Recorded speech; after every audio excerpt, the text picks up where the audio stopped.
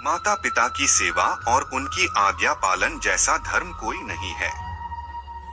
संघर्ष से आप महान बन सकते हैं।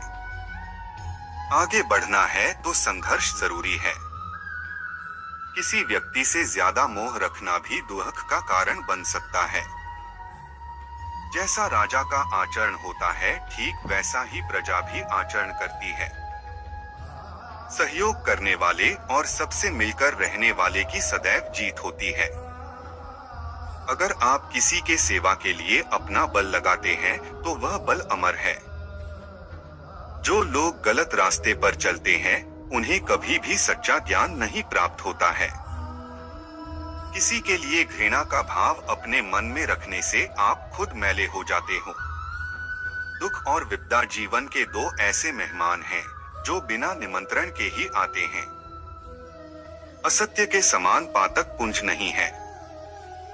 समस्त सत्य कर्मों का आधार सत्य ही है। राजा को आदर्श व सच्चरित होना चाहिए, क्योंकि वह प्रजापालक कहलाता है। संसार में ऐसे लोग थोड़े ही होते हैं जो कठोर किंतु हित की बात कहने वाले होते हैं।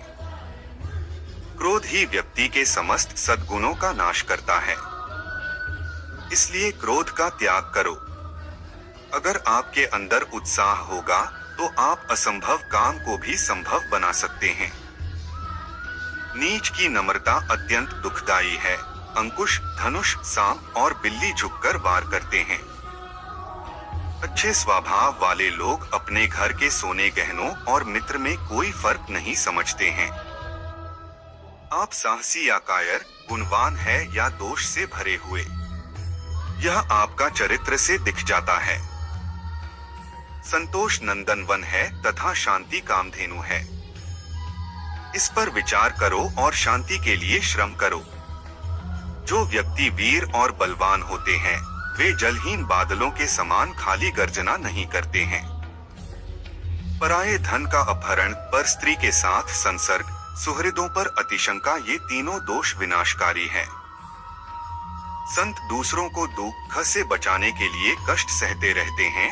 दुष्ट लोग दूसरों को दुख में डालने के लिए। मनुष्य का आचरण ही बतलाता है कि वह कुलीन है या अकुलीन, वीर है या कायर, अथवा पवित्र है या अपवित्र। मित्र बनाना सरल है, मैत्री पालन दुष्कर है। चित्तों की अस्थिरता के कारण अल्प मतभेद होने पर भी मित्रता टूट जाती है।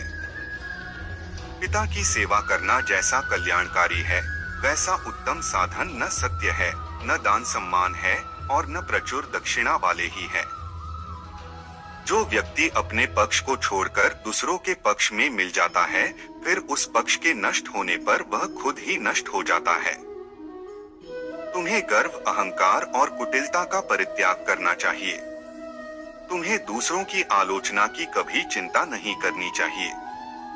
नारी के लिए वास्तव में उसका पति ही संपूर्ण आभूषण है। उससे पृथक रहकर वह कितनी भी सुंदर क्यों न हो, सुशोभित नहीं होती। अति संघर्ष से चंदन में भी आग प्रकट हो जाती है। उसी प्रकार बहुत अवज्ञा किए जाने पर ज्ञानी के भी हृदय में भी क्रोध उपज जाता है। संत पुरुष हमेशा लोगों को दुख से बचाने के लिए कष्ट सहते हैं, जबकि दुष्ट प्रवृत्ति के लोग दूसरों को हमेशा दुख में डालने के लिए ही जीते हैं। किसी के साथ अत्यंत प्रेम न करो और प्रेम का सवर्था अभाव भी न होने दो, क्योंकि ये दोनों ही महान दोष है। मध्यम स्थिति पर ही दृष्टि रखो। मन इच्छित वस्तु को प्राप्त करने के बाद भी ठीक वैसे ही कभी संतुष्ट नहीं होता, जैसे छिद्रयुक्त पात्र को कितना भी जल डालकर भरा नहीं जा सकता। परमात्मा ने जो कुछ तुमको दिया है, तुमको चाहिए कि उसके लिए परमात्मा के प्रति अपनी कृतज्ञता प्रकट करो। इस विषय में तुम्हें कृतघ्न नहीं होना चाहिए। जिस प्रकार चूहिया प्रत्येक दिन थोड़ा थोड़ा खोद कर धरती में अपना बिल बनाती है, उसी प्रकार काल प्राणियों के जीवन को क्षण प्रतिक्षण समाप्त करता जाता है।